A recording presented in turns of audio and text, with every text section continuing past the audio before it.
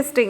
অভিজিৎ গঙ্গোপাধ্যায়কে নিয়ে ঠাট্টা করলেন কল্যাণ বন্দ্যোপাধ্যায়। অভিজিৎ গাঙ্গুলি যাকে নিয়ে বেশি নাচানাচি করেছিলেন, প্রাক্তন বিচারপতি অভিজিৎ গঙ্গোপাধ্যায়কে নিয়ে কি বলে ফেললেন কল্যাণ বন্দ্যোপাধ্যায়। স্বয়ং মামলাকারী দাগি, এসএসসি ওয়েটিং লিস্টে নাম উঠতেই তোলপাড় কাণ্ড। 26,000 চাকরি মামলায় এলো নতুন মোড়। দাগি তালিকায় রয়েছে খোদ মামলাকারীর নাম। যিনি মামলা করেছিলেন তিনিই নাকি অভিযুক্ত। এসএসসি কাণ্ডে উঠে এলো বিস্ফোরক তথ্য।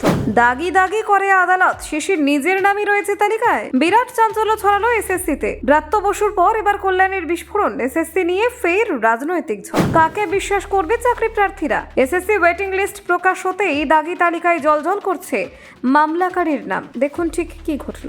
এসএসসি 26,000 চাকরির মামলা নতুন করে উত্তাপ ছড়াতে শুরু করেছে রাজ্য রাজনীতিতে। সম্প্রতি স্কুল সার্ভিস কমিশনের প্রকাশিত ওয়েটিং লিস্ট ঘিরে তৈরি হয়েছে তীব্র বিতর্ক। তালিকা প্রকাশের পরেই নানান প্রশ্ন উঠতে শুরু করেছে নিয়োগ প্রক্রিয়া, স্বচ্ছতা এবং মামলাকারীদের ভূমিকা নিয়ে। আদালতের নির্দেশে 2016 সালে নিয়োগ সংক্রান্ত একটি ওয়েটিং লিস্ট থাকা তথাকথিত দাগি প্রার্থীদের নাম প্রকাশ্যে আনে এসএসসি। উদ্দেশ্য ছিল ভবিষ্যতে নতুন নিয়োগ প্রক্রিয়ায় যেন কোনোভাবেই অযোগ্য বা বিতর্কিত কেউ ঢুকে পড়তে না পারেন। কিন্তু সেই তালিকায় এখন নতুন রাজনৈতিক বা আইনি বিতর্কের কেন্দ্রবিন্দু। সবচেয়ে চাঞ্চল্যকর বিষয় হলো ওই দাগি তালিকায় উঠে এসেছে লক্ষ্মী তুঙ্গারের নাম, যিনি নিজেই 2016 সালের এসএসসি নিয়োগের বৈধতা নিয়ে আদালতের দ্বারস্থ হয়েছিলেন। মামলাকারীর নামই দাগি হিসেবে উঠে আসায় স্বাভাবিকভাবেই প্রশ্ন উঠছে গোটা প্রক্রিয়া নিয়ে। এই ঘটনার সামনে আসতেই প্রথমে কড়া প্রতিক্রিয়া দেন রাজ্যের শিক্ষামন্ত্রী ব্রাত্য বসু। তিনি বাম এবং বিজেপির বিরুদ্ধে একযোগে আক্রমণ শানিয়ে বলেন, পুরো বিষয়টির পেছনে পরিকল্পিত একটি নকশা ছিল বলে তার ধারণা। তার মতে হ্রদের তলায় আরও অনেক শৈলশিখর লুকিয়ে আছে, যা ধীরে ধীরে প্রকাশ্যে আসবে। ব্রাত্য বসুর বক্তব্য অনুযায়ী যাদের নামে বঞ্চিত হওয়ার মামলা করা হয়েছিল এবং যাদের হয়ে বিশেষ কিছু আইনজীবী লড়াই করেছিলেন, আজ তারাই দাগি হিসেবে চিহ্নিত হচ্ছেন।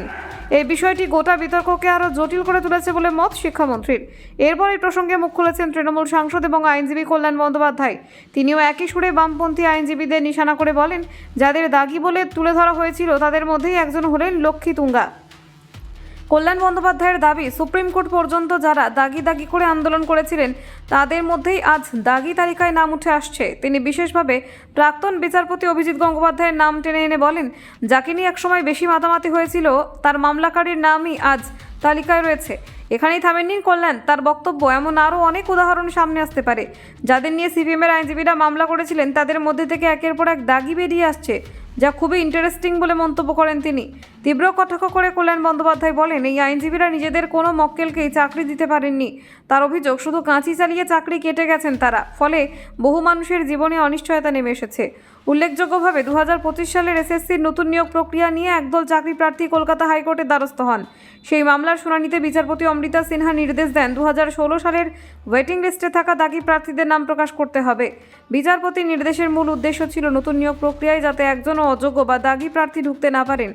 সেই নির্দেশ মেনে এসএসসি তাদের ওয়েবসাইটে শিক্ষাকর্মী এবং নবম-দশম শ্রেণীর শিক্ষক পদের দাগিদের তালিকা আপলোড করে।